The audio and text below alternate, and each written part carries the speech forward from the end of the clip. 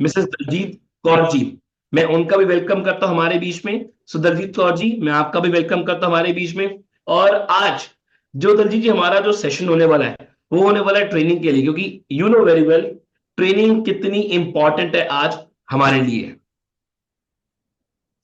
या thank you very much Prateek Kathuria for inviting me. और दोस्तों, आप सबको मेरा नमस्कार, आदाब, Sat Sri Akal and welcome to E growth academy. Because E growth academy में आप लोगों को इतना ज़्यादा नॉलेज दिया है, मेरे को लग रहा है, बिकॉज इतने सेशंस होते जा रहे हैं, जूम मीटिंग्स होती जा रही है, लाइव प्रोग्राम्स होते जा रहे हैं। आज 80% नॉलेज हम सबके पास इतना आ गया है कि हम अपनी बॉडी की प्रॉब्लम्स को पहचान सकते हैं। और जैसे जैसे सागर सर ई बायोटोरियम हमारे लिए best of the best products ढूंढ कर लाते हैं, हम अपनी बॉडी पर काम करके डिजीज फ्री रह सकते हैं।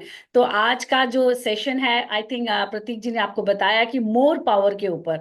मोर पावर नाम ही इतना खूबसूरत है कि मोर पावर, ताकि आपके अंदर एनर्जी लेवल बढ़ जाए। बिकॉज आपने देखा होगा बच्चे कितने लेजी हैं, और कई बार अपना भी मन करता है, ऑफिस से आए हैं कहीं ना जाने का मन करे, तो मोर पावर खाते ही आपके अंदर एनर्जी आएगी। और आपके आज डिटेल में हम सीखेंगे हमारे स्पीकर से, जिन्होंने इसको इन्वेंट किया है, जिन्होंने इसको बहुत रिसर्च के बाद। बिकॉज कोई भी प्रोडक्ट जब लेकर आते हैं मार्केट में, उसमें बहुत सारी मेहनत लगी होती है, बहुत सारे रिसर्च के बाद, बहुत सारे अप्रूवल्स के बाद मार्केट में उसे लॉन्च किया जाता है। और ई बायोटोरियम का यही काम है कि वर्ल्ड के जो best of the best products हैं वो हमारे लिए लेकर आए, ताकि हम हमारी कम्युनिटी और हमारे आसपास के लोगों को हम हेल्दी रख सके। तो ज्यादा वक्त ना लेते हुए मैं फोकस करूंगी ट्रेनिंग के ऊपर। अब मैं बिल्कुल। प्रतीक को बोलूंगी हमारे आज के गेस्ट को वेलकम किया जाए। बिल्कुल मैम, आपने बिल्कुल फैक्ट कहा कि आज हमारा जो ये प्रोडक्ट है मोर पावर, इसका नाम में ही है कि ये जो आपकी एनर्जी पावर है उसको वो इंक्रीज कर देता है। सो बिल्कुल देखिए, ट्रेनिंग बहुत जरूरी है, नॉलेज बहुत जरूरी है, और उसी के लिए आज का स्पेशल स्पेशली कंडक्ट किया गया है। और हमारे साथ 300 serious participate ma'am, 300 serious participate connect हो चुके हैं। और मैं हमेशा से कहता हूँ 300 सीरियस इसलिए कहता हूँ क्योंकि ये सीरियस है अपनी ग्रोथ को लेकर और नॉलेज को इंटेक करने के लिए। तो चलिए दलजीत जी, हमें वेलकम करते हैं हमारे आज के स्पीकर का, या मैं कहूं ये उस पर्सनालिटी का जिनके दिमाग में ये कॉन्सेप्ट आया, जिनके दिमाग में ये प्रोडक्ट आया और उसको लॉन्च किया मार्केट में, और उसका रिजल्ट तो अनबीटेबल। सो चलिए दलजीत जी, वेलकम करते हैं हम दोनों मिलकर हमारे आज के स्पीकर का, प्रोफेसर का और इन्वेंटर का, the inventor who invent the product Hibaris More Power. So Vinay sir, I would like to welcome you on behalf of all the participants who are here and ready to take maximum knowledge from you. Yes, thank you so तो much. Thank welcome you so sir. much. Thank you, madam. Thank you, Pratik sir. Thank you, Diljit ma'am. सभी को फिर से एक बार प्यार भरा नमस्कार। Very good evening to all of you. आशा करता हूँ सब लोग स्वस्थ है, ठीक है, और हिबारिस मोर पावर का सेवन कर रहे हैं। आज बहुत अच्छा एक सेशन हम लेने जा रहे हैं जहाँ पे हम प्रोडक्ट की इंफॉर्मेशन तो लेंगे ही, जैसा हमेशा ही हम प्रोडक्ट के बारे में इंफॉर्मेशन लेते रहते हैं जनरलाइज प्रोस्पेक्टिव के हिसाब से। बट जैसा लास्ट सेशन में हमने तय किया था कि हम एक दिन एक इंग्रेडिएंट के बारे में बात करेंगे और दूसरा सेशन हम एक पर्टिकुलर डिसीज के बारे में बात करेंगे, ताकि हमें ओवरऑल प्रोडक्ट की इंफॉर्मेशन तो मिलती ही जाए, उसी के साथ साथ क्या क्या इंग्रेडिएंट्स इस प्रोडक्ट के अंदर यूज किए गए हैं उस इंग्रेडिएंट की इंफॉर्मेशन भी मिले। और साथ ही अगर हमारे आसपास, हमारे पड़ोसियों में, हमारे जान पहचान में अगर कोई ऐसा डिसीज है जिसके ऊपर हम सेशन लेंगे, तो आपको एक क्लैरिटी भी आ जाएगी कि डिसीज क्यों होता है, उसके रीजंस क्या है, उसके सिम्टम्स क्या है, और क्या खास बात है ई बैटरियम हिबारिस मोर पर इस प्रोडक्ट के अंदर कि वो आपके बॉडी को न्यूट्रिशन देने के साथ साथ पर्टिकुलर डिसीज को भी बॉडी से बाहर निकालने का काम कर सकता है। तो चलिए आज इसी एक डिसीज को साथ में लेकर बात करते हैं, जो है एपिलेप्सी, जिसे हम मिर्गी के दौरे भी कहते हैं, जो एक आमतौर पे न्यूरोलॉजिकल बैरियर के हिसाब से काम करता है। मेरा प्रेजेंटेशन में शुरू करता हूं, जस्ट एक बार थम्स अप कर दीजिएगा मेरा अगर स्लाइड शेयर हो जाती। ओके, आई होप मेरी स्लाइड शेयर हो रही है। यस सर, बिल्कुल। आप इसको फुल स्क्रीन कर लो please. Done. Great, thank you. या thank you so much Prateek sir. चलिए आज बिल्कुल हम एक one of the most common Indian के हिसाब से अगर बात करेंगे या ग्लोबल की बात करेंगे, तब भी मोस्ट कॉमन एक न्यूरोलॉजिकल डिसऑर्डर्स के रूप में जाना जाता है, दैट इज एपिलेप्सी। और इस एक पर्टिकुलर डिसीज की तो हम पूरी इंफॉर्मेशन लेते ही रहेंगे, और साथ ही कुछ इंफॉर्मेशन ऐसे लेंगे जहां पे क्या इंग्रेडिएंट्स इस प्रोडक्ट के अंदर ऐसे हैं जो हमारे बॉडी के अंदर अगर इपिलेप्सी है या फिर हम उसके फर्स्ट स्टेज के अंदर जा रहे हैं तो उसे बॉडी के बाहर किस तरीके से निकाला जा सकता है। यस, एक्चुअली अगर हम देखेंगे हमारा जो पूरा शरीर बना है ये 11 अलग अलग प्रणालियों से बना है, 11 अलग अलग सिस्टम से बना है, जिसके अंदर अगर हम देखेंगे तो circulatory, digestive system, endocrine system, या फिर मसल्स, मांसपेशियां हो सकती है, हड्डियों का ढांचा हो सकता है, स्केलेटन हो सकता है, रिप्रोडक्शन हो सकता है। अलग अलग ये 11 प्रणालियां अगर हम देखेंगे तो हमारा पूरा एक शरीर बनता है। अगर मैं आपसे ये कहूं कि आपके शरीर का कोई एक सिस्टम खराब है और बाकी के 10 सिस्टम बहुत प्रॉपरली काम कर रहे हैं, तो क्या आपका पूरा शरीर ठीक से काम कर रहा है? नहीं। आयुर्वेदा की ये खास बात है कि वो किसी भी डिसीज, किसी भी डिसऑर्डर्स के ऊपर डायरेक्टली वर्क नहीं करता। वो हमारे शरीर के अंदर अलग अलग पेशियों को बनाने के लिए, अलग अलग टिश्यूज को बनाने के लिए, अलग अलग ऑर्गेन्स और उसके बाद एक सिस्टम को बनाने के लिए जो रिस्पॉन्सिबल होती है, that is a cell, cell के ऊपर जाकर यह काम करता है। अगर मैं ये कहूं आपसे कि सर्कुलेटरी मैकेनिज्म के अंदर यूज की जाने वाली सेल्स और मेरे हैंड्स के अंदर यूज की जाने वाली सेल्स ये सेम रहेगी या अलग रहेगी? Definitely structural point of view same है, मशीनरी उसके अंदर भी सेम है, बट जो फंक्शन वो करने वाले हैं उस फंक्शन को करने के लिए लगने वाले रॉ मटेरियल्स माने न्यूट्रिशन अलग अलग है। जैसे मेरे फिंगर्स मूव हो रहे हैं, फोल्ड्स हो रहे हैं, इसका मतलब मेरे फिंगर्स के अंदर कुछ सेल्स ऐसी हैं जिनके अंदर कोलेस्ट्रॉल का कंटेंट ज्यादा है जो फ्लेक्सिबिलिटी को शो कर रहा है, बट वही उतनी ही कॉन्सेंट्रेशन में उतना ही कंटेंट मेरे दूसरे हिस्से के सेल्स के अंदर रहना ये जरूरी नहीं। इसीलिए हमारा जो पूरा शरीर है वो शरीर इन 11 अलग अलग प्रणालियों, 11 अलग अलग सिस्टम्स के माध्यम से बना है। और मुझे ये बताते हुए बेहद खुशी होती है कि हम जिस प्रोडक्ट के बारे में बात कर रहे हैं वो प्रोडक्ट आपके अलग अलग सिस्टम्स के ऊपर तो काम करता ही है। इनडायरेक्टली अगर हम ये कहें कि आपके पूरे शरीर को स्वस्थ रखने का काम अगर इस प्रोडक्ट के जरिए किया जाता है तो कोई गलत बात नहीं होगी। तो इसके ऊपर तो हम बहुत बार डिस्कस करते भी आए हैं, बहुत अलग अलग हमने एग्जाम्पल्स भी उसके अंदर देखे हैं। एक्चुअली आयुर्वेदा ये कहता है कि हम किसी भी सिम्टम के ऊपर नहीं काम। सिम्टम कब दिखाई देगा हमें? जब हमारे बॉडी के अंदर कोई पर्टिकुलर पैथोजन, कोई पर्टिकुलर इन्फेक्शियस मॉलिक्यूल जो हमें खराब करने का काम कर रहा है उसकी पॉपुलेशन बढ़ती है, हमारी इम्यून सिस्टम उसके अगेंस्ट फाइट करना चाहती है, फाइट करती भी है, बट अगर वो लंबे समय तक चलता रहे तो हमारे बॉडी के ऊपर अलग अलग तरीके के सिम्टम्स दिखाई देते हैं। फॉर एग्जाम्पल, अगर आपको पर्टिकुलर एक सिम्टम दिखाई दे रहा है और आप डॉक्टर के पास जाते हो कि ये दिक्कत है, तो सबसे पहले डॉक्टर आपको ये पूछते हैं कितने दिनों से आपको पर्टिकुलर तकलीफ हो रही है। क्यों? क्योंकि जब हम फार्मास्यूटिकल बायोटेक्नोलॉजी की स्टडी करते हैं, जब मैं पढ़ाता हूं फार्मास्यूटिकल बायोटेक्नोलॉजी, तब हम ये देखते हैं कि कोई भी पैथोजन, कोई भी ऐसा मॉलिक्यूल जो हमारे बॉडी को हार्म करता है उसकी एक लाइफ साइकिल होती है। 72 आवर्स में कितना होगा, या 5 दिन में कितना होगा, 1 वीक के बाद कितना होगा, 1 महीने के बाद कितना होगा, तब डोसेज या फिर मेडिसिन पर्टिकुलर उस तरीके की दी जाती है कि वो पर्टिकुलर मॉलिक्यूल जो इन्फेक्शियस पार्टिकल है उसकी लाइफ साइकिल, उसकी लाइफ स्पैन कौन से स्टेज पे है उसे मद्देनजर रखते हुए हम मेडिसिन देते हैं। और इसीलिए एलोपैथिक इंडस्ट्री को हम हमेशा 11th आवर इंडस्ट्री कहते हैं। जैसे SOS मैकेनिज्म होता है ना, सेव आवर सोल, जब कोई रास्ता हमारे सामने नहीं रहता है, 11th आवर होता है, तब हमें बचाने के लिए, हमारी जान को बचाने के लिए एलोपैथिक इंडस्ट्री काम करती है, that is 11th hour industry. But वो किसी भी तरीके से हमारे शरीर के अंदर से जो डिसीज है, जो डिसऑर्डर्स हैं, उसे 100% रिमूव कर पाना थोड़ा सा मुश्किल भरा काम होता है। बिकॉज कोई भी मेडिसिन किस बिना पे दी जाती है, आपको क्या सिम्टम्स दिखाई दे रहे हैं उन सिम्टम्स को मद्देनजर रखते हुए आपको मेडिकेशंस दी जाती है ना। अगर मेडिकेशन की बात करेंगे तो सिरप्स हो सकते हैं, टैबलेट्स हो सकती हैं, कैप्सूल्स हो सकती हैं, इंजेक्शंस हो सकते हैं, अलग अलग तरीके के मेडिकेशंस हैं जिसके ऊपर भी हमने काफी बार चर्चा की।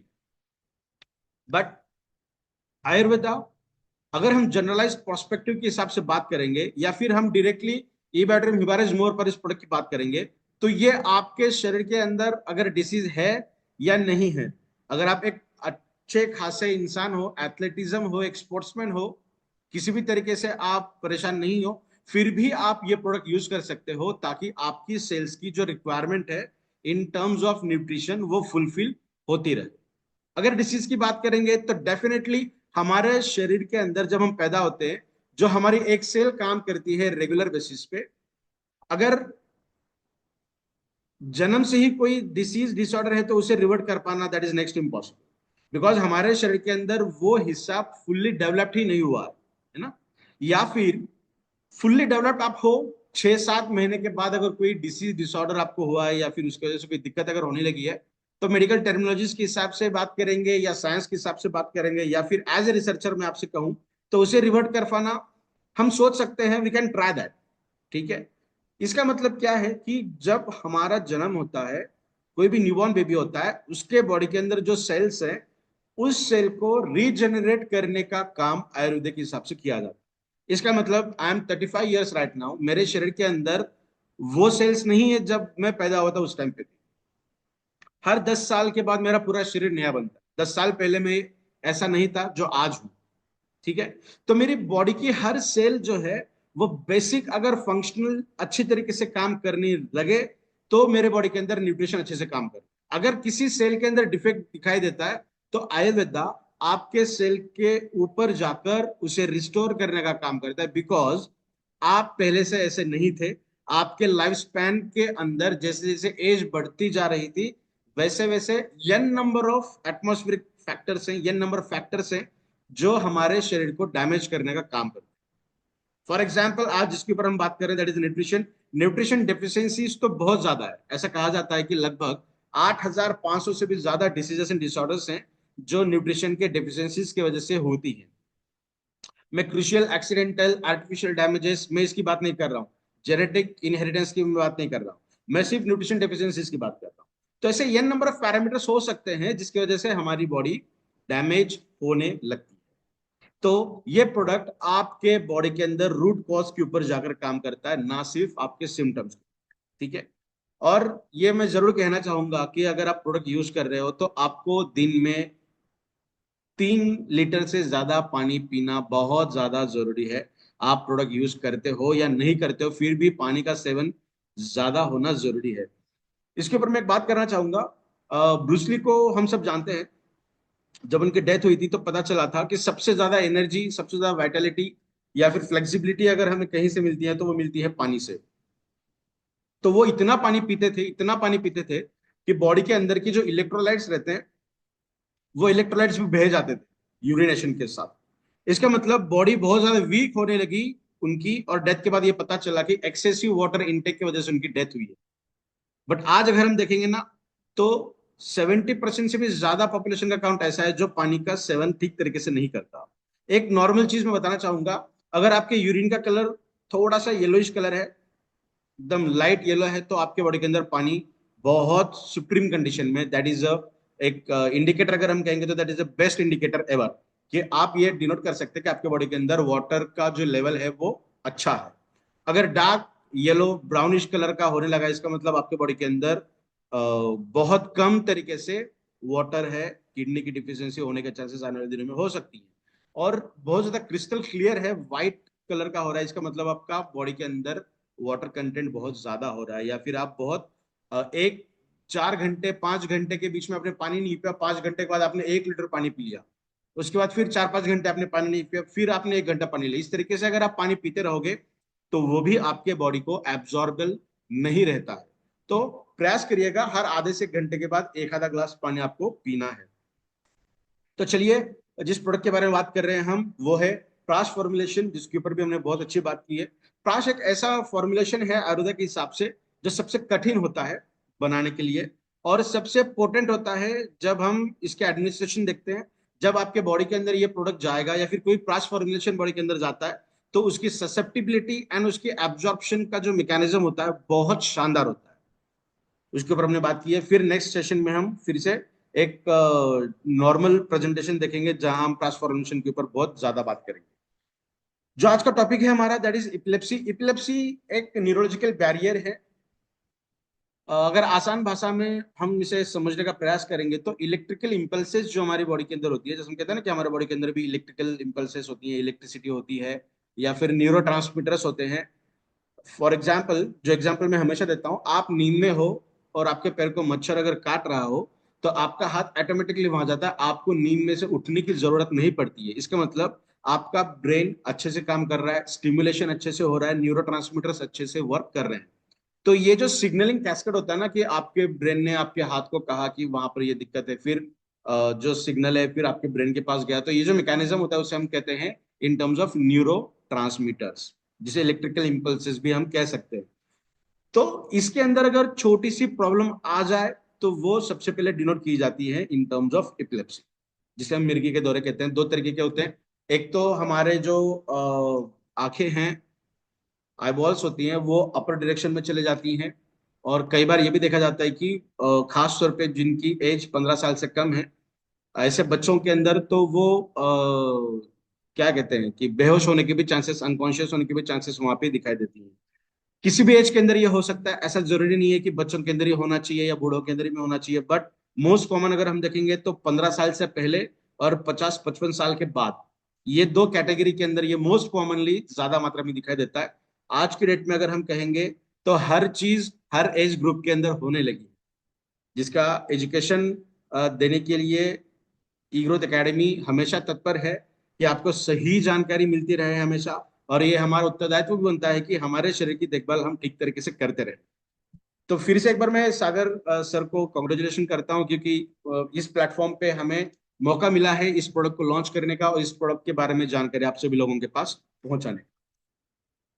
आपके ब्रेन के अंदर छोटा सा प्रॉब्लम या फिर अन रिवील करने वाली बॉडी के मूवमेंट्स हो सकती हैं, जो आमतौर पे मेरी बॉडी मूव करती है उससे थोड़ा सा अलग अगर बॉडी के मूवमेंट्स होने लगी हैं, तब भी हम ये कह सकते हैं कि हमें एपिलेप्सी जैसे कोई प्रॉब्लम हो सकती है। हाथ से कोई चीज गिर जाना, या फिर ये भी कह सकते हैं हम कि शॉर्ट टर्म मेमोरी लॉस, छोटी चीज मैंने यहाँ पे रख दी है और मैं अचानक से भूल गया हूँ, फिर थोड़ी देर के बाद याद आ गया, वो भी न्यूरोलॉजिकल बैरियर के अंदर आ सकता है। या फिर मैं बात कर रहा हूँ और कोई चीज ऐसी है जो मुझे कहनी है ABCD और मैं कह रहा हूँ ACBD, है ना, जिसके स्पेलिंग्स की मिस्टेक्स हो रही हैं, या फिर बात में कोई वर्ड पहले आ रहा है, कोई वर्ड बाद में आ रहा है, तो ये भी अगर दिक्कत है ना कम्युनिकेशन के अंदर भी, तो भी हम कह सकते हैं कि this is one kind of neurological barrier. तो सिर्फ मिर्गी के दौरे आना, अनकॉन्शियस हो जाना, यही एक न्यूरोलॉजिकल या फिर एपिलेप्सी का सिम्टम है, ऐसा नहीं है। तो जितने भी सिम्टम्स के बारे में अभी हमने बात की है वो भी सिम्टम्स हो सकते हैं न्यूरोलॉजिकल बैरियर के अंदर। That is one kind of neurological barrier is epilepsy. So what exactly epilepsy is? अगर हम पूरे वर्ल्ड की बात करेंगे तो हर 26 में से एक इंसान को, चाहे मेल हो, फीमेल हो, अडल्ट हो या चाइल्ड हो, हर 26 में से एक व्यक्ति को एपिलेप्सी की प्रॉब्लम होने लगी है। और इंडिया की बात करेंगे, आज देखिए जिस एरिया से मैं बिलोंग करता हूँ, एजुकेशनल हब बना हुआ है। We are in 2 tier city, और यहाँ से अगर हम देखेंगे तो 5 लाख स्टूडेंट्स, 5 लाख स्टूडेंट्स बाहर के अलग अलग सिटी से, विलेजेस से यहाँ पे आके सिचुएटेड हुए हैं, जहाँ सिर्फ कोचिंग के लिए वो आते हैं। आप समझ रहे हैं कितनी ज्यादा कंपटीशन है एजुकेशन की बात अगर मैं करूं। और इसीलिए ये जो न्यूरोलॉजिकल बैरियर्स हैं या फिर ब्रेन रिलेटेड समस्याएं हैं, ये मोस्ट कॉमनली स्टूडेंट्स के अंदर दिखाई देती, और इंडिया फिर से एक बार न्यूरोलॉजिकल बैरियर के अंदर अग्रसर हो रहा है।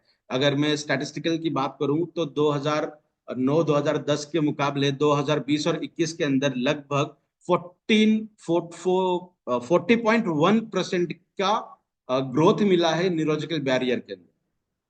तो ये बहुत चौंकाने वाला आंकड़ा है। 10 साल में 40 गुना केसेस बढ़ी हैं। अगर हम हमारी पॉपुलेशन देखें, अगर परसेंटेज देखे जाए तो परसेंटेज थोड़ा सा कम है, लगभग 1.3% पॉपुलेशन ऐसी है जो डायरेक्टली सिम्टोमेटिक कंडीशन के अंदर काम करती है in terms of epilepsy. But अगर हम थोड़ा सा स्टूडेंट्स की बात करेंगे तो ये काउंट बहुत बड़ा है। तो हमें इसे सीरियसली लेना जरूरी है, और खास तौर पे बच्चों के साथ किस तरीके से बिहेव करना है उसके ऊपर भी हम बात करने वाले हैं। तो जिस तरीके से अभी हमने बात की है कि न्यूरोलॉजिकल कंडीशंस क्या हो सकती है, इसका मतलब छोटा सा डिस्टरबेंस हमारे न्यूरोट्रांसमीटर्स के अंदर अगर होने लगा है, कुछ न्यूट्रिशंस ऐसी हैं, अगर वहां पे दिक्कत आ जाए तो भी हमें न्यूरोट्रांसमीटर्स के अंदर प्रॉब्लम आ सकती है, उसके ऊपर भी हम बात करने वाले हैं।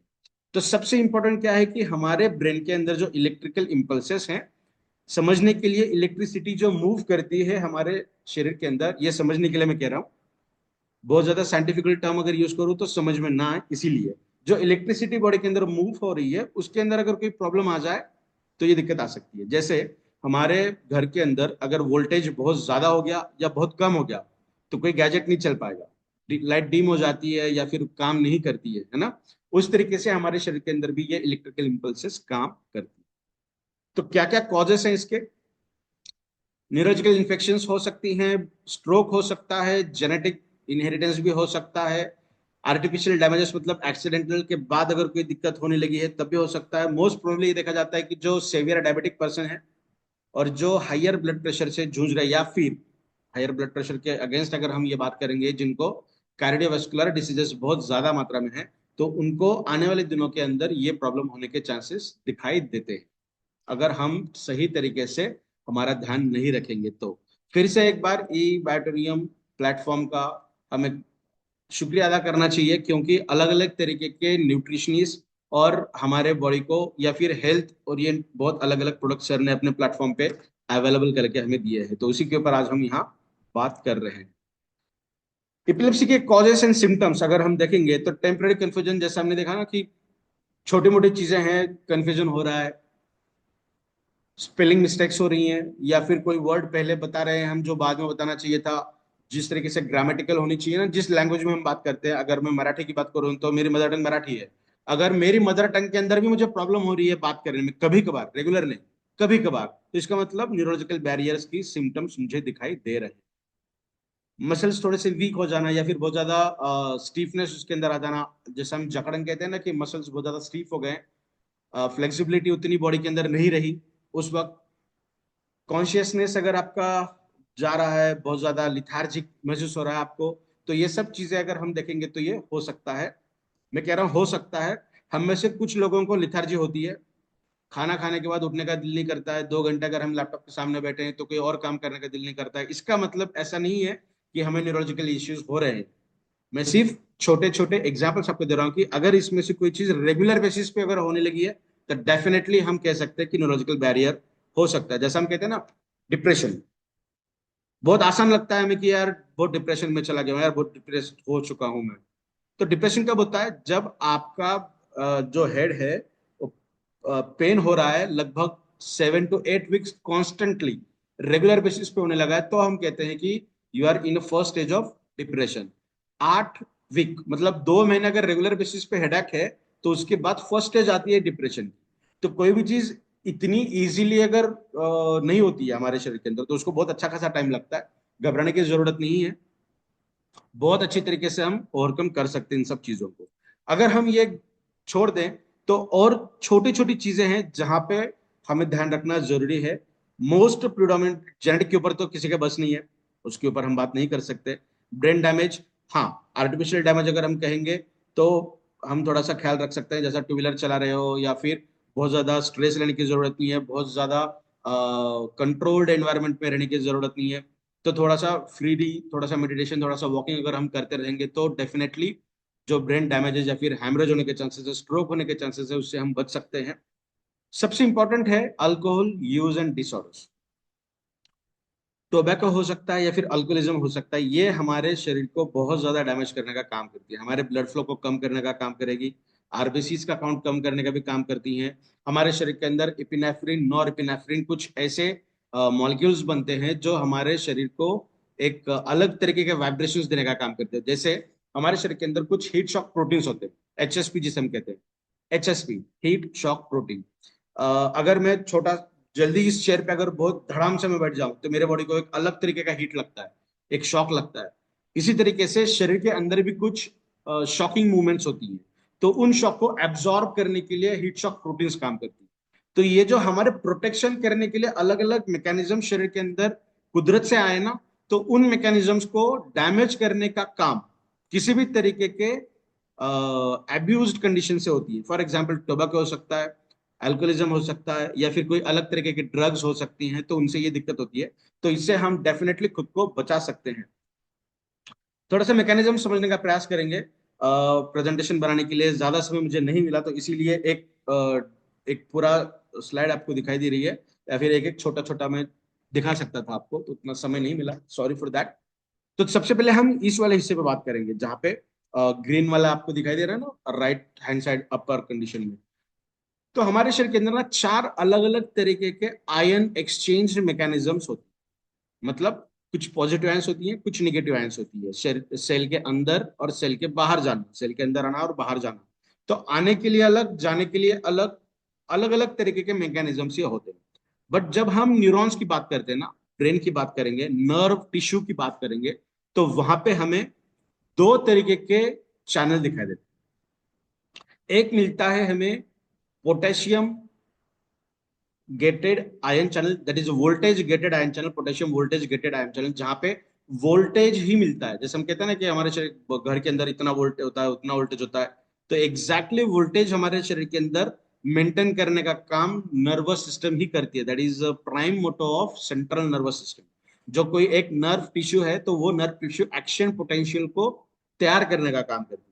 और वो सबसे इंपॉर्टेंट काम होता है हमारे नर्वस सिस्टम का, जहां से न्यूरोट्रांसमीटर्स शुरू होते हैं अपना काम करने के लिए। तो वो मैकेनिज्म को आज हम यहाँ पे समझने का प्रयास थोड़ा सा करेंगे। तो आसान भाषा में समझेंगे, ज्यादा देर नहीं लगाएंगे इसके ऊपर। तो सबसे पहले क्या होता है, हमारा जो ये एक सेल की मेम्ब्रेन है, तो ये ऐसा समझिएगा कि हाथ के नीचे वाला जो हिस्सा है ना, वो सेल के अंदर का हिस्सा है। हाथ के ऊपर का हिस्सा है वो है सेल के बाहर का। आई होप मेरा मेरा हाथ आपको दिखाई दे रहा है। तो हाथ के नीचे का मैकेनिज्म अगर मैं देखूं, तो वहां पे पॉजिटिव पॉजिटिव पॉजिटिव है, या फिर 3 निगेटिव अंदर है, 3 पॉजिटिव बाहर है। इसका मतलब क्या हो, नॉर्मल है। पोलराइजेशन नॉर्मल, पोलराइजेशन मतलब जो चार्ज है, जितने पॉजिटिव है उतने ही निगेटिव है, मतलब रेस्टिंग फेज में रेस्ट कर रही है सेल, कोई काम नहीं कर रही है वहां। तो रेस्टिंग फेज में कितना होता है हमारे सेल का, नर्व टिश्यू का वोल्टेज -70 मिली वोल्ट।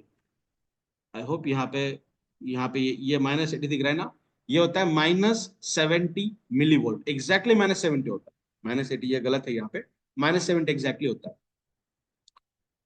और जैसे जैसे प्लस की तरफ जाएगा ना, वैसे वैसे न्यूरो ट्रांसमीटर्स एक्टिवेट होते हैं, काम करते हैं। तो उनको अगर एक्टिवेट करना है तो क्या करना चाहिए हमें, ये तो -70 में है, उनको पॉजिटिव की तरफ ढकेलना पड़ेगा। तो पॉजिटिव की तरफ ढकेलना है तो कौन बढ़ाएगा, निगेटिव को कम करना पड़ेगा, पॉजिटिव को बढ़ाना पड़ेगा। तो एक्शन पोटेंशियल के अंदर सोडियम और पोटेशियम ये दोनों काम करते हैं। हमेशा ध्यान रखिएगा, 3 sodium is equal to 2 potassium. तो 3 सोडियम और 2 पोटेशियम ये इज इक्वल, ये एक इक्विलिब्रियम स्टेट में काम करते हैं। तो अभी क्या हुआ, जितने पॉजिटिव है उतने निगेटिव है। तो अभी इनको पॉजिटिव के अंदर ढकलना है, तो क्या होगा कि एक प्रेशर क्रिएट किया जाता है नर्व सेल्स के द्वारा।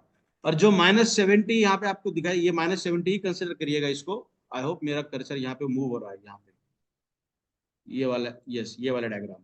तो ये ए के जगह पे जब ये बी के पास जाएगा ना, कब जाएगा, जब नर्वस सिस्टम या फिर नर्व सेल प्रेशर क्रिएट करती है, और लगभग 150 से 200 सोडियम के मॉलिक्यूल्स वहां पे ढकेल दिए जाते हैं, वो वाले हिस्से में, अपर वाले हिस्से में, ताकि वहां पे पॉजिटिव आयन का कंटेंट बढ़े। और जैसे ही पॉजिटिव का बढ़ता है, -70 से ये बनता है -55, -55।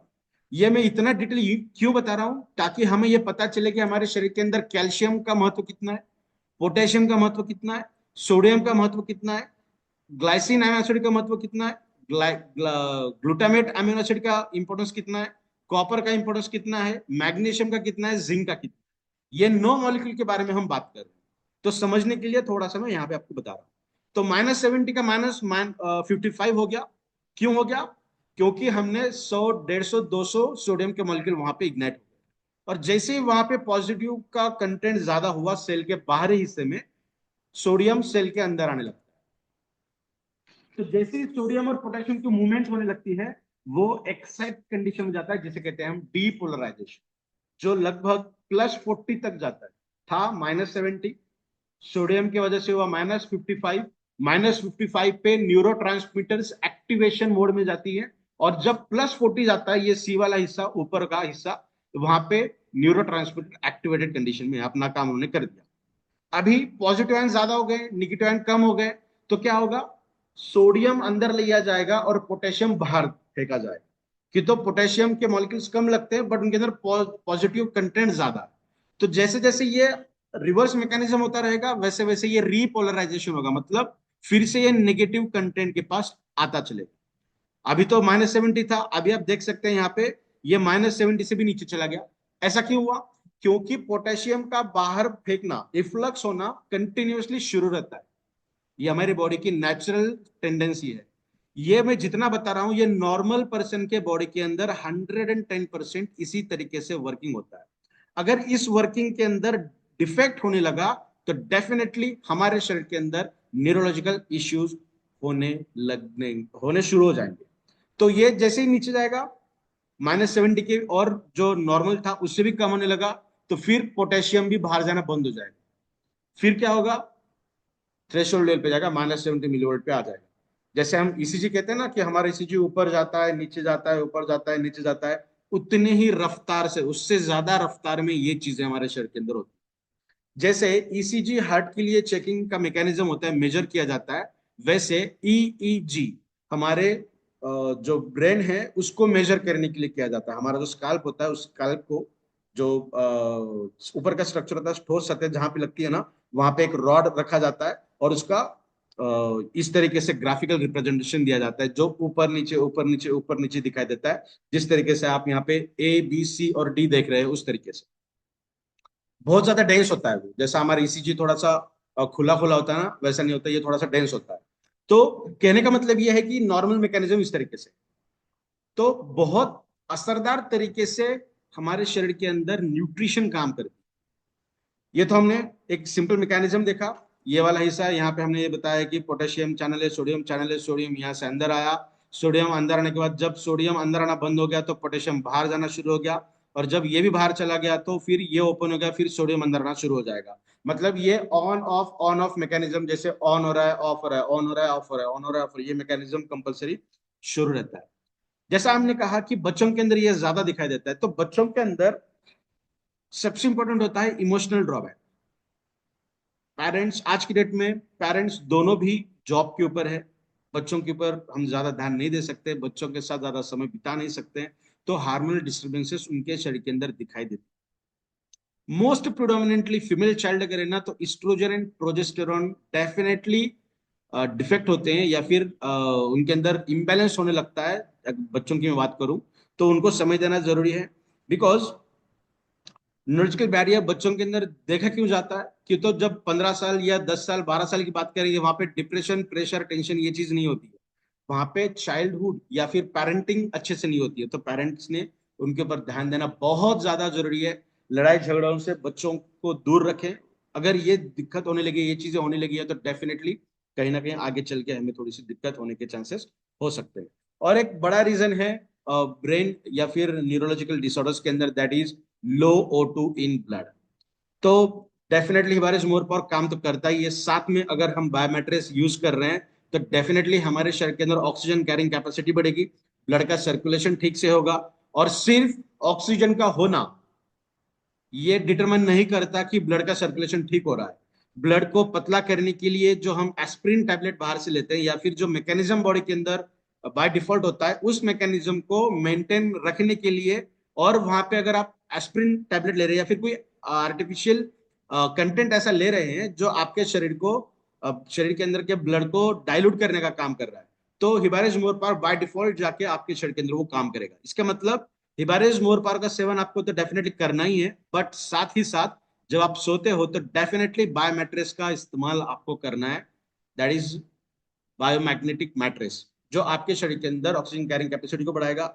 जैसे ही ऑक्सीजन कैरिंग कैपेसिटी बढ़ेगी, हीमोग्लोबिन डेफिनेटली बढ़ेगा, और हीमोग्लोबिन को पकड़ के चलने का काम करते हैं ferrous molecules, that is iron, तो वो भी आपके शरीर के अंदर बहुत अच्छे से एलिवेट हो सकता है। अभी देखिए, मैं एक एग्जांपल आपको दे रहा हूं। एंटी इपिलेप्टिक ड्रग्स मार्केट में मिलते हैं, दो तरीके के मिलते हैं। एक होता है, यहाँ पे मैंने दिया है EIAED, और इस एक वर्ड के पहले अगर हम एन लगा देंगे तो NEIAED। ये दो ड्रग्स मार्केट में मिलते हैं, बट जो दूसरा है जिसका जिक्र हमने यहाँ पे नहीं किया, उसके कुछ अच्छे रिजल्ट्स मार्केट में नहीं मिले हैं, तो इसीलिए वो ज्यादा तौर पे यूज नहीं किया जाता। तो सबसे इंपॉर्टेंट है, जब ये ड्रग्स दी जाती हैं तो वो हमारे लीवर के अंदर एक एंजाइम का ग्रुप होता है, उस ग्रुप को इंड्यूस करने का काम करता है। इसका मतलब क्या हो कि जब हम ड्रग ले रहे हैं न्यूरोलॉजिकल बैरियर के लिए, पर्टिकुलरली इपिलेप्सी के लिए एंटी इपिलेप्टिक ड्रग, तो हमारे सबसे पहले वो जा रहा है हमारे लीवर के अंदर। तो क्या क्या हो सकता है उसके ऊपर अभी हम बात कर रहे हैं।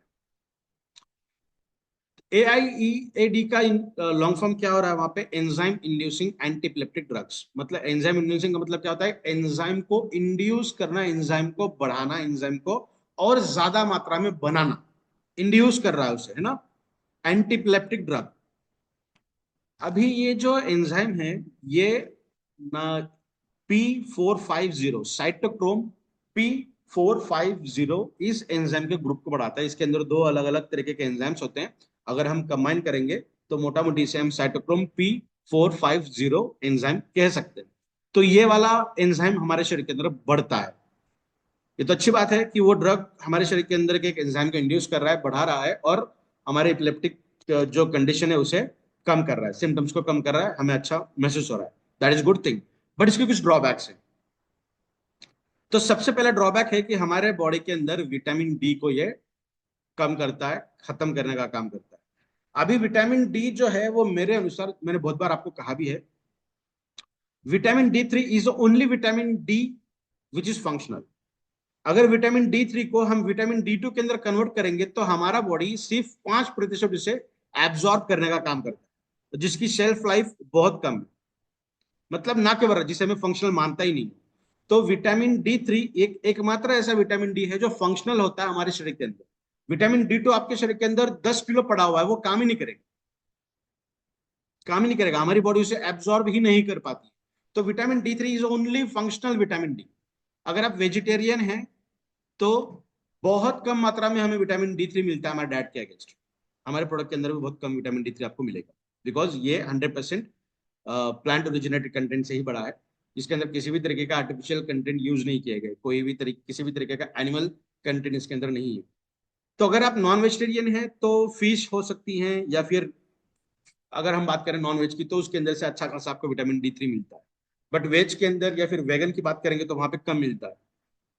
तो अभी तो हमें विटामिन D3 चाहिए, बिकॉज फिर से एक बार, कैल्शियम हमारे शरीर के अंदर बहुत ढेर सारा है। मैं रोज सुबह शाम 10-10 गोलियां खा रहा हूं मैं कैल्शियम की, फिर भी अर्थराइटिकल प्रॉब्लम्स मुझे है, फिर भी कैल्शियम डिफिशियंसी कम ही नहीं हो रही है। बिकॉज कैल्शियम एब्जॉर्ब ही तब होगा जब विटामिन D3 होगा, because vitamin D3 he calcium को एब्जॉर्बेबल फॉर्म में बनाता है और उसे एब्जॉर्ब करने का काम करता है। तो विटामिन D3 बहुत इसेंशियल होता है हमारे शरीर के अंदर, जिसके ऊपर हमने काफी बात इसके पहले भी की है। तो ये जो एंटी इपिलेप्टिक ड्रग होती है ना, जो एंजाइम को इंड्यूस कर रही है, नॉन एंजाइम इंड्यूसिंग होती है, बट उसके कुछ खास रिजल्ट्स नहीं है, तो डॉक्टर वो कभी रिकमेंड नहीं करते, या फिर उसके रिजल्ट ही नहीं है तो कोई भी रिकमेंड क्यों करेगा। तो ये एंजाइम इंड्यूसिंग जो है, वो एंजाइम हमारे शरीर के अंदर जब भी एलिवेट कंडीशन में आता है ना, जब भी बढ़ता है, तो विटामिन D3 को कन्वर्ट करता है विटामिन D2 के अंदर, जो एक एब्जॉर्बेबल मॉलिक्यूल को कम कर रहा है, नॉन एब्जॉर्बल के अंदर ट्रांसफर कर रहा है उसे। एक तो हम वेजिटेरियन हैं, एक तो हम सनलाइट के अंदर घूमते नहीं है, एक तो हम वॉकिंग नहीं करते हैं। जैसे सुबह 7 बजे के जो विटामिन डी बहुत अच्छे से मिलता है हमारे शरीर के अंदर। छोटे छोटे बच्चों को, जो न्यूबॉर्न बेबीज होती हैं 1 साल 2 साल तक, तो उन्हें मसाज की जाती है धूप के अंदर रख के, उल्टा सीधा करके, ताकि पूरे बॉडी को विटामिन D3 मिले या फिर सनराइज मिलती जाए। बट आज तो हम AC के अंदर रहते हैं, तो एक तो हमारे शरीर के अंदर विटामिन D आ ही बहुत कम रहा है, और जो भी मिल रहा है उसे भी कम करने के लिए एंटीइपिलेप्टिक ड्रग्स काम कर रही है। तो बताओ अभी किस तरीके से कैल्शियम डेफिशिएंसी से बच पाएंगे। अगर विटामिन D3 D2 के अंदर कन्वर्ट हो रहा है, मतलब कैल्शियम डिफिशियंसी होने लगी है, डेफिनेटली कैल्शियम हमारे शरीर के अंदर कम होता जाएगा। ठीक है, तो अर्थराइटिकल जो सेशन हमने लिया था ना पिछली बार, तो उसके अंदर तो हमने इसके लिए बहुत अच्छे खासी डिस्कशन किया, तो अभी फिर से हम कैल्शियम के ऊपर या फिर उस मैकेनिज्म के ऊपर बात नहीं करेंगे। तो हमारे ब्रेन को न्यूरोट्रांसमीटर्स, वो स्लाइड आगे है, उसके ऊपर भी हम बात करेंगे। अभी देखिए, विटामिन D3 D2 के अंदर कन्वर्ट हो रहा है, मतलब नॉन एब्जॉर्बेबल कंडीशन में जा रहा है, तो कैल्शियम डिफिशियंसी होगी। तो कैल्शियम डिफिशियंसी की वजह से जो भी दिक्कत है, ऑस्टियोपोरोसिस हो सकता है, ऑस्टियोपेनिया हो सकता है, ऑस्टियोआर्थराइटिस हो सकता है, रिमेटॉइड अर्थराइटिस हो सकते हैं, जॉइंट पेन हो सकते हैं, हड्डियों के अनुसार जितनी भी दिक्कतें हैं वो सब हो सकती है। उससे ज्यादा अगर हम देखेंगे तो न्यूरोलॉजिकल बैरियर हो सकती है। देखिए, हम मेडिसिन ले रहे हैं न्यूरोलॉजिकल बैरियर से बचने के लिए, और उसके लॉन्ग टर्म इफेक्ट अगर हम देखेंगे तो अगेन हमें वो ढकेल रहा है न्यूरोलॉजिकल बैरियर के। किस तरीके से, यहां समझते हैं। ये ऊपर वाला हिस्सा छोड़ दिए जहां पे हमने कैल्शियम सोडियम लिखा है, वो छोड़ दीजिए। नीचे वाला जो हिस्सा है ना, जहां पे हमने एक्शन पोटेंशियल दिया है, ये वाला राइट हैंड साइड का नीचे का, उसके ऊपर बात कर रहे हैं। एक्शन पोटेंशियल अराइव हो चुका है, मान के चलते हैं। जब भी एक्शन पोटेंशियल अराइव होता है, चालू होता है, इग्नाइट होता है, जिसके ऊपर हमने देखा ना, हमने -70 से -55, फिर +40, फिर नीचे जा रहा है, वो इग्नाइट हो चुका है। सोडियम पोटेशियम बेहतरीन काम कर रहे हैं, हमारे न्यूरोट्रांसमीटर्स फुल्ली चार्ज है। कह रहे हैं भैया आप तो हम ऐसा काम करके बताएंगे आपको कि आप क्या ही सोचोगे हमारे बारे में। तो जब भी एक्शन पोटेंशियल काम शुरू करता है, तो सबसे पहले एक नर्वस टिश्यू के अंदर, नर्व सेल के अंदर जो सिग्नल है, उस सिग्नल को बाहर फेंकने के लिए अंदर कैल्शियम को आना जरूरी है। देख सकते हैं आप, यहाँ पे हमने calcium voltage ion gated channel यहाँ पे दिखाई दिया आपको। कैल्शियम के ऊपर 2 और उसके सामने प्लस लिखा हुआ है, मतलब ये पोटेंशियल वाला है। अगर कॉन्सेंट्रेशन अच्छा है तभी वो ओपन होगा, कॉन्सेंट्रेशन कम है तो ओपन नहीं होगा। ये साइंस सिंबल्स क्यों बता रहे हैं हम, माइनस अगर रहा या प्लस रहा तो ये डिनोट करता है कि ये पॉजिटिव चार्ज ज्यादा होने के बाद ही ओपन होगा। इसे हम कहते हैं कॉन्सेंट्रेशन ग्रेडियंट। तो देखिए यहाँ पे तो ये वोल्टेज, इसका वोल्टेज अगर बढ़ता है तभी ओपन होगा, किसका, कैल्शियम का। तो कैल्शियम जब अंदर गया, तब ये ब्लू डॉट वाले न्यूरोट्रांसमीटर्स डिफ्यूज हो जाएंगे और अपने सेल के अंदर का जो सिग्नल है ना, जो कहना है शरीर को, वो बाहर आकर फेंक देंगे।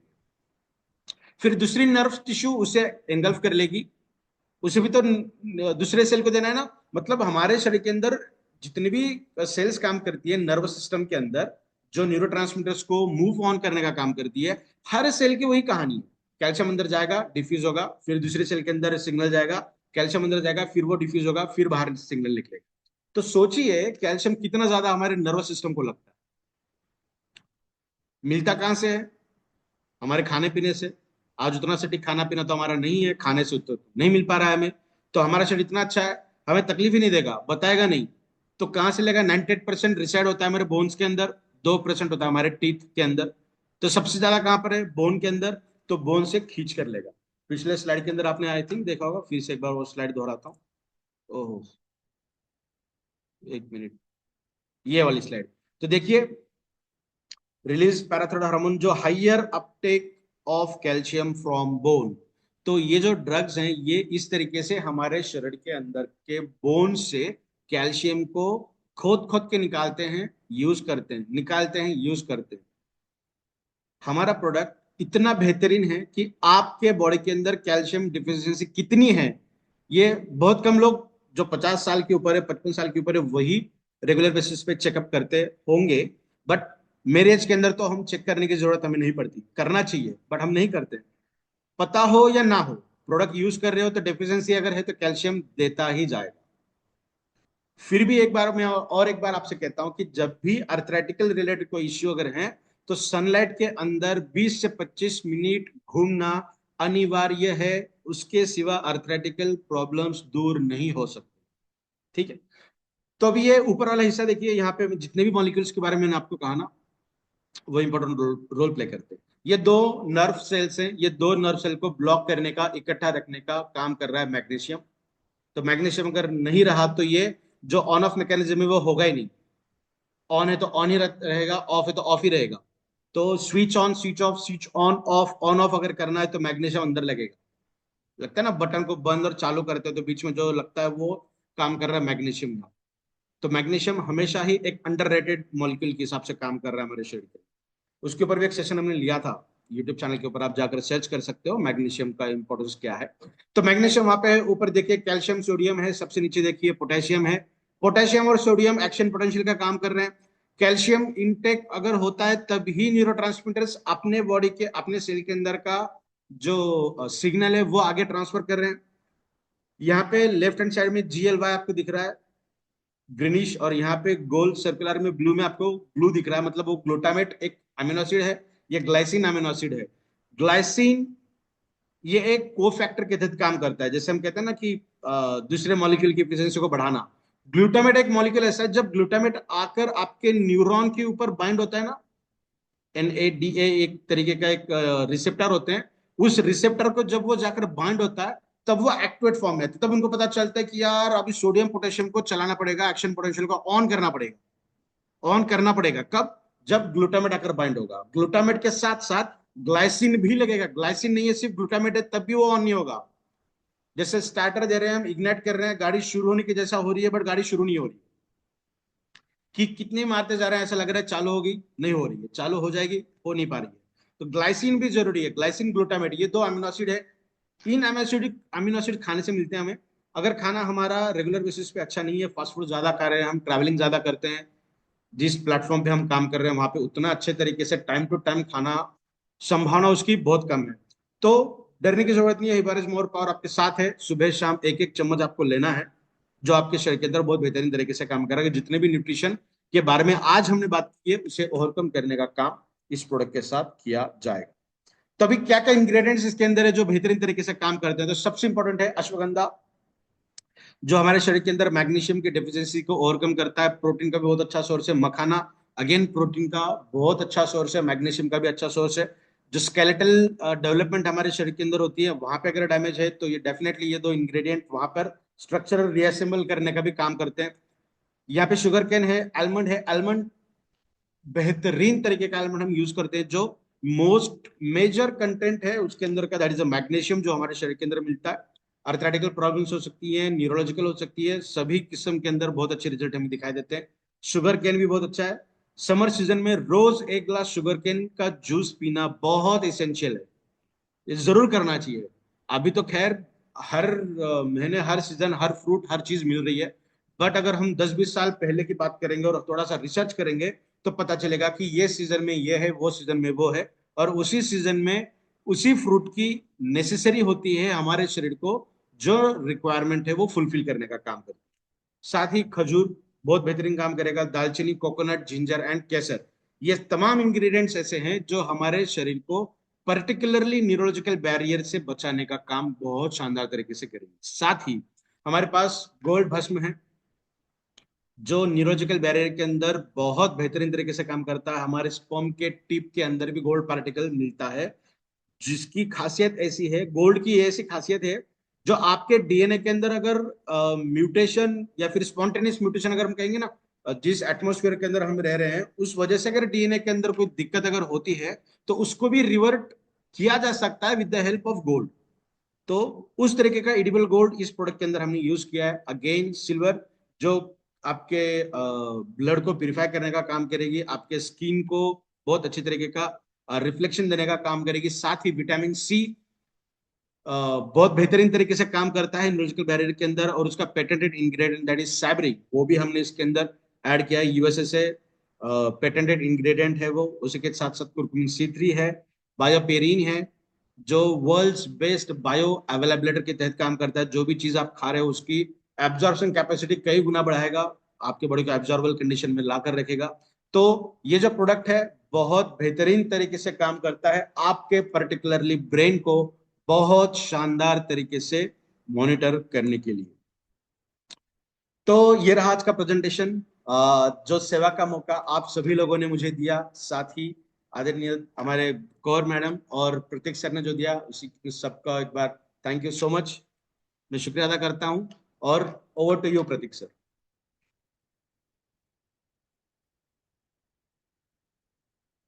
आई hope Prateek sir is there.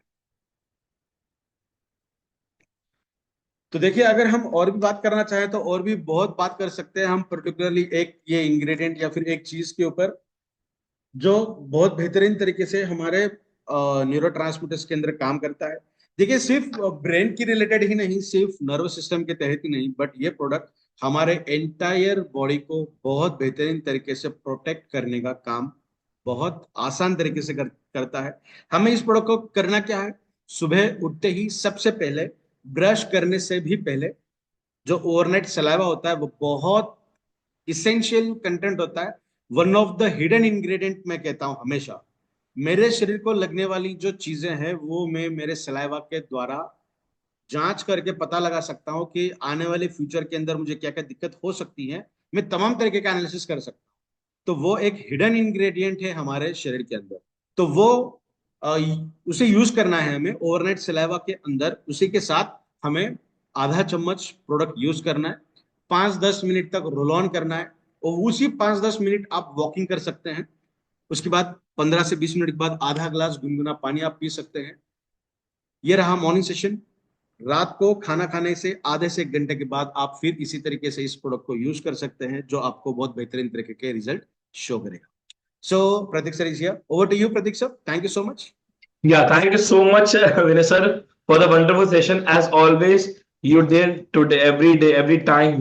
And I believe जितने आज participants connect हुए, उनको काफी चीजें बहुत बेहतरीन तरीके से क्लियर हुई कि क्या था। और जैसे कि चैट बॉक्स आ रहा है कि सर रिकॉर्डिंग प्रोवाइड कीजिए, और बहुत बेहतरीन सेशन।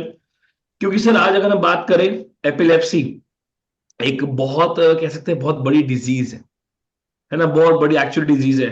और मैं बताऊं, अभी रिसेंटली मैं कई लोगों से मुलाकात हुई जिनको जिनके ऊपर कह सकते हैं कि एम्स की मेडिसिन भी ज्यादा इफेक्ट नहीं कर रही एपिलेप्सी के ऊपर, बट आज किस प्रकार से मोर पावर वर्क कर रहा है। तो चलिए सर, मैं हूं और हमारी को होस्ट है मेरी दलजीत कौर जी। हम आपके साथ कुछ क्वेश्चन आंसर राउंड करते हैं। सो उसमें काफी सारी चीजें लोगों की और अच्छी तरीके से क्लियर हो पाएंगी। So okay, Daljeet Kaur ji, are you there with us? Okay, I believe some network issue. तो सर मैं कुछ आपके साथ क्वेश्चंस करना चाहूंगा कि यस सर। एक क्वेश्चन मेरे पास काफी लोगों का आया है निकल के कि क्या ये प्रोडक्ट सिर्फ इम्यूनिटी के लिए बूस्टअप कर रहा है, पहला क्वेश्चन है।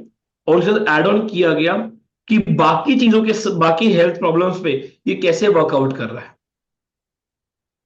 देखिए, ये जो प्रोडक्ट है ये हमारे शरीर के अंदर इम्यून सिस्टम को तो सबसे पहले बूस्ट करेगा ही। ओके। सबसे बेहतरीन तरीके से काम करेगा, बिकॉज हमारे हम्म। हर शरीर की जो रिक्वायरमेंट है वो तो ये फुलफिल कर ही रहा है। जो डेफिशिएंसीज मिल रही है उस डेफिशिएंसी को ओवरकम कर रहा है। बट अगर हम पर्टिकुलर डिसीज डिसऑर्डर की बात करेंगे जो न्यूट्रिशन डेफिशिएंसीज की वजह से हुई है, तो उसके अंदर भी बहुत अच्छे रिजल्ट हमें दिखाई देते हैं। तो प्रोटेक्शन तो है ही, और बूस्टिंग के हिसाब से भी ये प्रोडक्ट बहुत शानदार तरीके से काम। ओके। सर आपका का पूरा वेबिनार देखकर ऐसा लगा कि हमारी बॉडी जो है इतनी खूबसूरत तरीके से बनी है, मतलब इतना अच्छा मैकेनिज्म है जिसके बारे में हमें नहीं नॉलेज था। बिकॉज जो आपने न्यूरो ट्रांसमीटर और न्यूरो लॉजिकली हमें समझाया, जैसे एक गाड़ी है उसके इतने सारे पार्ट्स में से कोई भी पार्ट खराब हो जाए गाड़ी नहीं चल सकती, वैसे ही हमारे शरीर में छोटी छोटी चीजें जो आज आपने इतनी डिटेलिंग में समझाई है सर, ऐसे लग रहा था जैसे हम कोई फिल्म देख रहे हैं।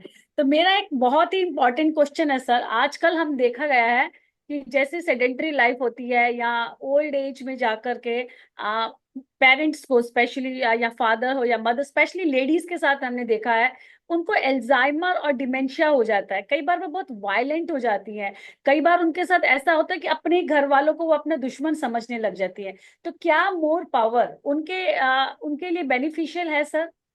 Yes definitely. अगर मैं पर्टिकुलर फीमेल्स की बात करूं, तो फीमेल बॉडी को गवर्न करने के लिए दो हार्मोन्स रिस्पॉन्सिबल है। First one estrogen and progesterone. तो अगर इसके अंदर थोड़ा सा इम्बेलेंस हमें दिखाई देता है ना, और मोस्ट प्रिडोमिनेंटली ये मेनोपॉज की ड्यूरेशन के अंदर हमें दिखाई देता है, जो टेम्परेरी बेसिस पे होता है। बट अगर हम थोड़ा सा ध्यान अगर हमारे शरीर का रखेंगे तो बहुत जल्दी इसे रिवर्ट कर सकते हैं।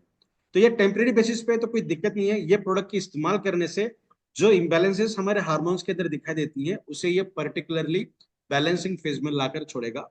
तो मेंशिया हो या फिर किसी भी तरीके के न्यूरोलॉजिकल डिसीजेस हो सकती हैं, डिप्रेशन हो, एंजाइटी हो, हेडेक हो, इमेंशिया हो, तो इसके अंदर बहुत अच्छे रिजल्ट हमें दिखाई देते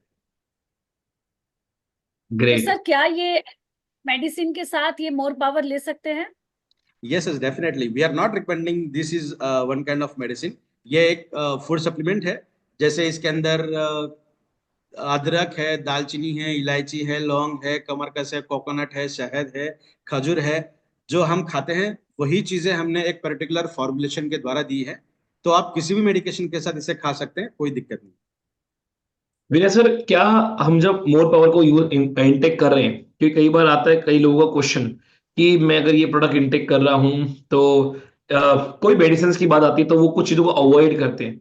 तो क्या अगर मैं मोर पावर को इंटेक कर रहा हूं तो मुझे कोई अपने फूड में कुछ अवॉइड भी करना है कि मुझे ये खाना नहीं खाना, वो खाना नहीं खाना, इसको अवॉइड करना है, ऐसा भी कुछ है क्या?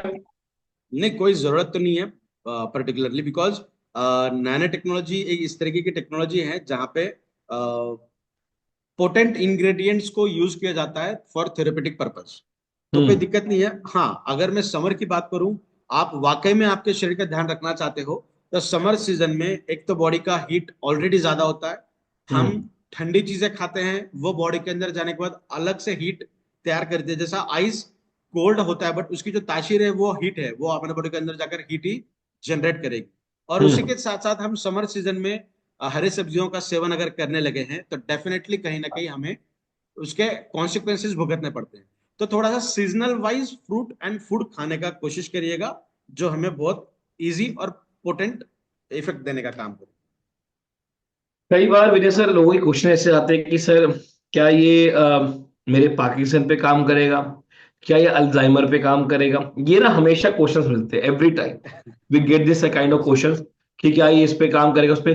तो उसके लिए मैं क्या कहूंगा, एक आपका पर्टिकुलर आंसर उन सभी के लिए जो ये बार बार करते हैं कि क्या इस पे काम करेगा, उस पे करेगा, इस पे करेगा, उस पे करेगा, तो उसके लिए क्या जवाब दिया जाए? यस, देखिए मैं फिर से कहता हूं कि हम बात कर रहे हैं न्यूट्रिशनल डेफिशिएंसीज के वजह से।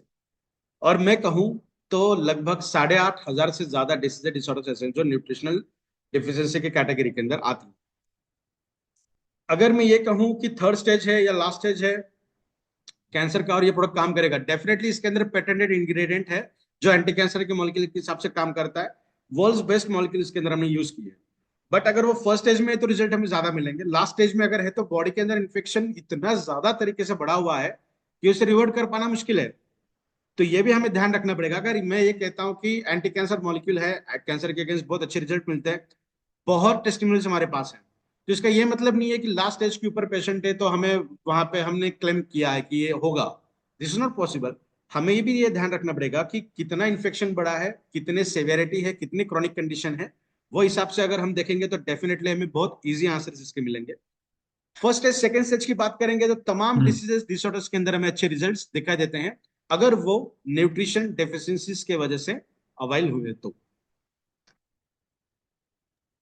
ओके। सो कई बार एक और क्वेश्चन निकल के आता है हमारे पास लोगों का, यूजुअली बार बार आता है कि अ,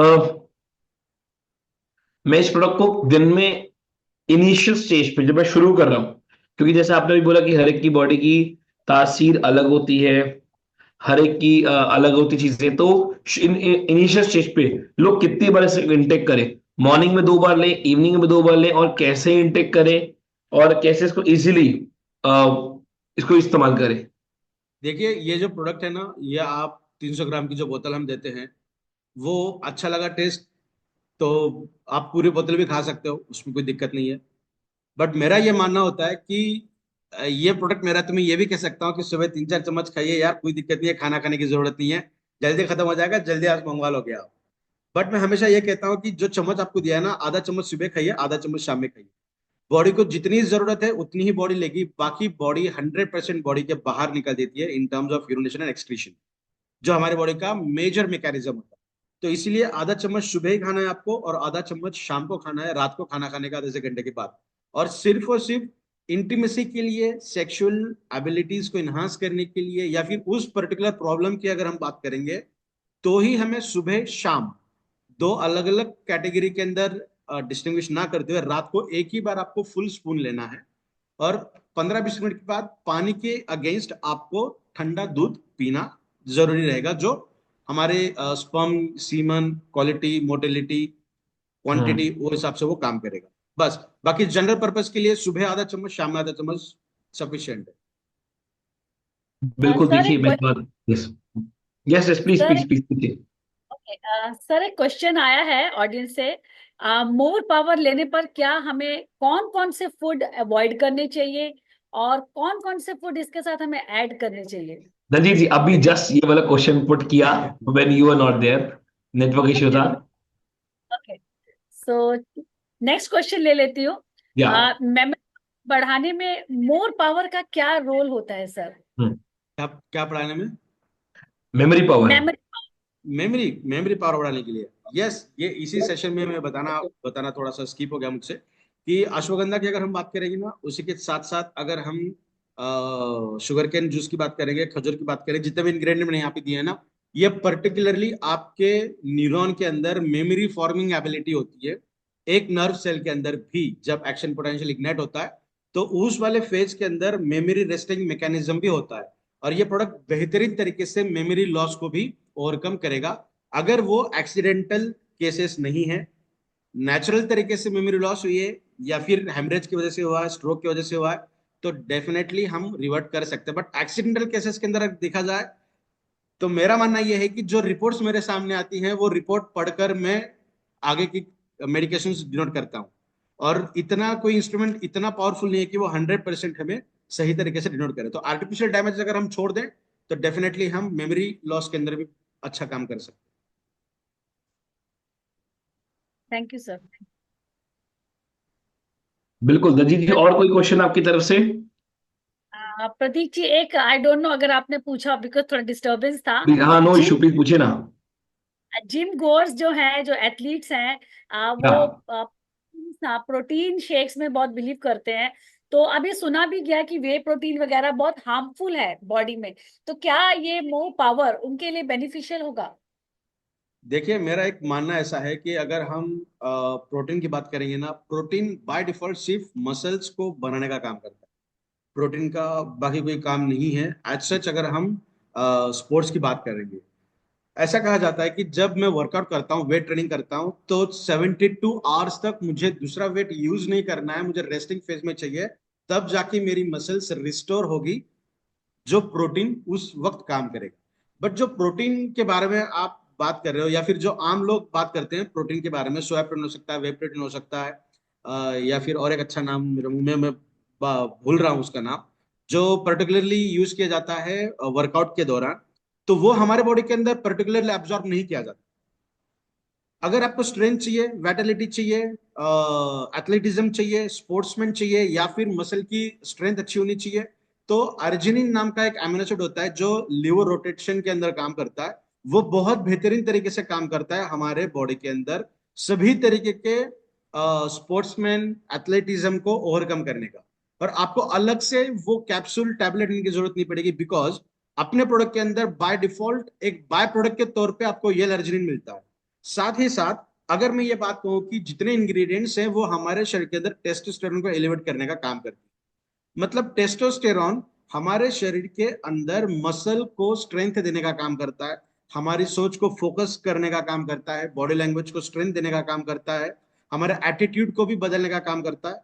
तो कोई और चीज आपको लेने की जरूरत नहीं पड़ेगी। मैं तो यहां तक दावा कर सकता हूं, अगर कोई पर्सन कोई स्टेरॉइड यूज कर रहा है पर्टिकुलर वर्कआउट के लिए, स्पोर्ट्स के लिए, तो उसके कॉन्सिक्वेंसेस के अगेंस्ट अगर आप अपना प्रोडक्ट यूज करेंगे 1 स्पून, तो उससे अच्छे रिजल्ट आपको मिलेंगे without any kind of side effect, zero side effect. तो डेफिनेटली हम यूज कर सकते हैं तमाम चीजों को।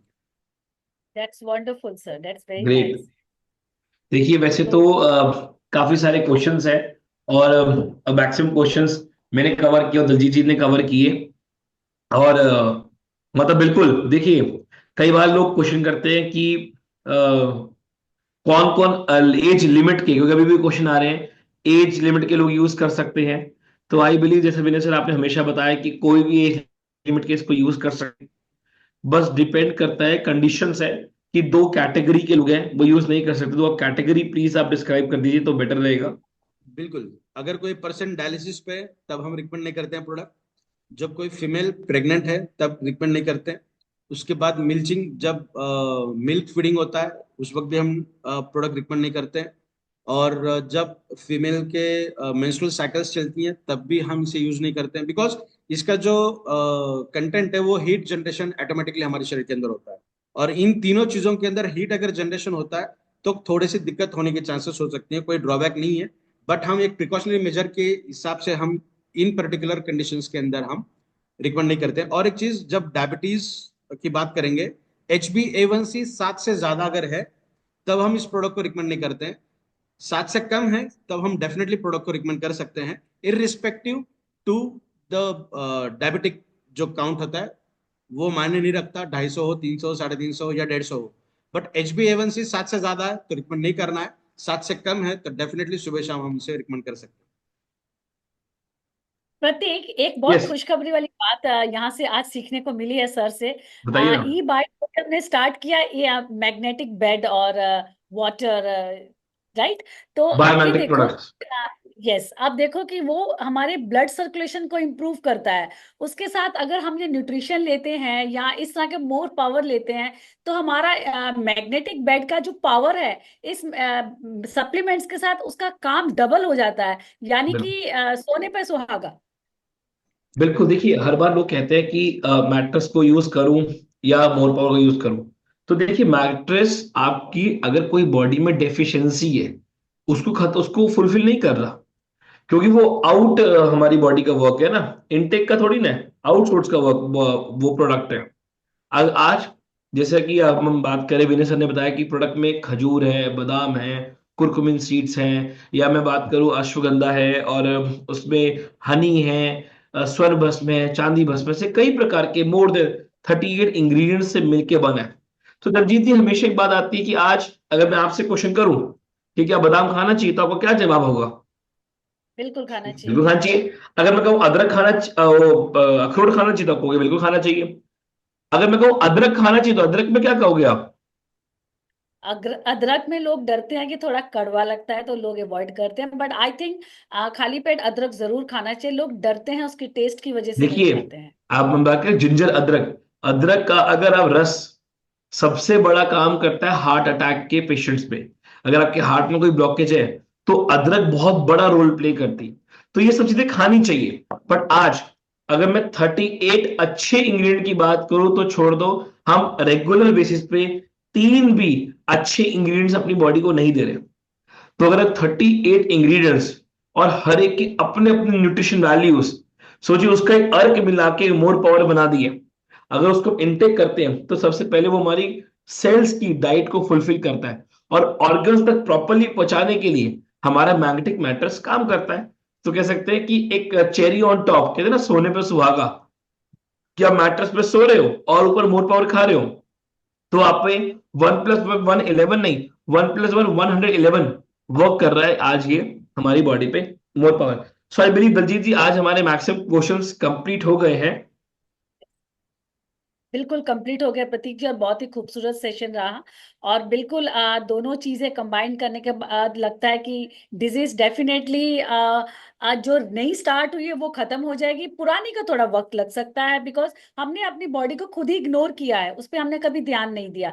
जो मैकेनिज्म आज हमें सर ने बताया, विनय जी ने, बहुत ही खूबसूरत, कि हमारी बॉडी के अंदर सब कुछ है, बट हम उसे खत्म कर चुके हैं रॉन्ग डाइट से, रॉन्ग लाइफस्टाइल से, and lots of stress. Because हम भागते हैं और अपनी बॉडी को सबसे लास्ट में देखते हैं। जब हम गाड़ी लाते हैं उसकी सर्विस बराबर करते हैं, लेकिन अपने आप को हम हमेशा लास्ट में रखते हैं। और जब हमें कोई प्रॉब्लम हो जाती है, फिर हम भागते हैं डॉक्टर के पास। तो दोस्तों, डॉक्टर के पास भागने की नौबत ना आए, इसलिए आप अपने आप से प्यार करें, अपनी प्रॉब्लम्स को देखें, और मोर पावर और वाइटोरियम की जो मैग्नेटिक बेड है, इनको इस्तेमाल करें, और आसपास के लोगों को हेल्प करें कि वो भी अपने बीमारियों से बचे, ताकि एक खूबसूरत लाइफ डिजीज फ्री हम सब जी सके।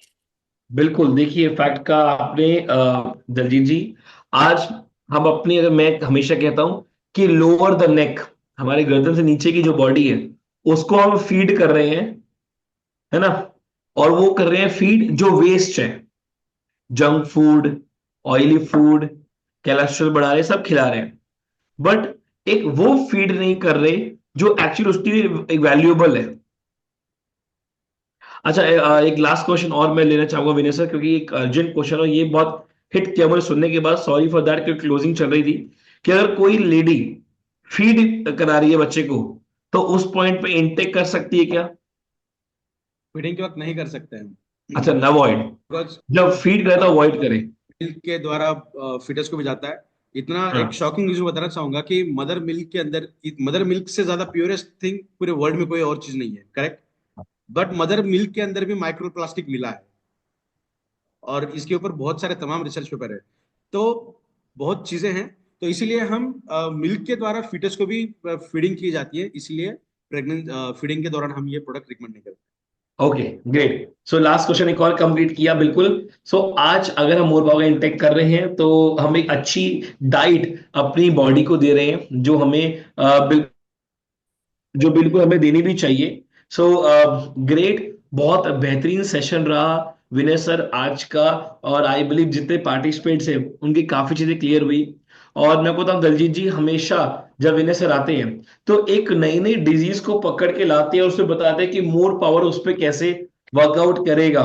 सो आज तो हमने एपिलेप्सी पे जाना, ऐसे ही हम अगली बार अलग अलग चीजों के ऊपर और अच्छे तरीके से जानेंगे और अलग तरीकों पे, अलग अलग डिजीज पे इसके आंसर्स भी लेंगे सर से और उसके आइडियाज भी लेंगे। और आज मैं ये बात कहता हूं कि हम हर वीक विनय सर को हमारे जूम पे इनवाइट करेंगे कि आपके मैक्सिमम पार्टिसिपेट्स को पूरी नॉलेज मिले। तो first of all I would like to say thanks to Vinay sir for the thank you. Wonderful session you had today.